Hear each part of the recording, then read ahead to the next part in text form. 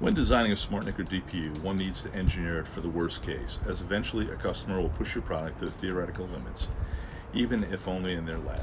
Taking a pat on the back from a customer when your product outperforms their expectation is always better than the alternative. Conventional CPUs, like ARM and even GPUs for that matter, follow the classic 1945 von Neumann architecture shown here. In this model, the CPU or GPU fetches its next instruction from memory.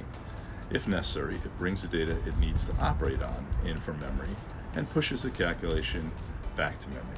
This architecture makes overall solution performance entirely dependent on memory performance, and this is known as the von Neumann Bottleneck. Over the past 75 years, many innovations have come along, like caching, predictive algorithms to drive instruction and data prefetching, and pipelined execution to reduce the impact of memory accesses. Unfortunately, this architectural flaw still exists. SmartNICs or DPUs should be capable of acting on all input and output traffic, so a dual-port 100G NIC translates to 400 gigabits per second of traffic, or 50 gigabytes per second. Ideally, there are dedicated direct memory access or DMA logic blocks writing this to and from system memory, and another dedicated block of logic to read and write network packets to this DPU memory for the network packet interfaces. One of the best examples of von Neumann SmartNIC is the NVIDIA Bluefield 2 DPU. Here we have an 8-core ARM-based DPU using DDR4 memory.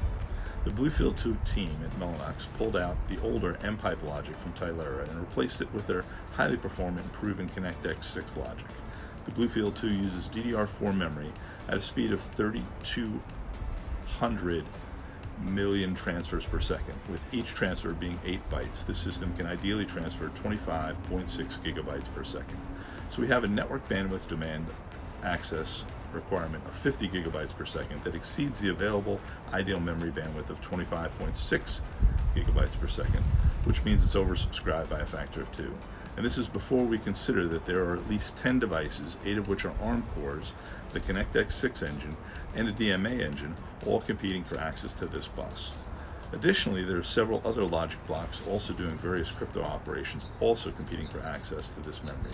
So this factor of 2 oversubscription only grows, hence the von Neumann bottleneck.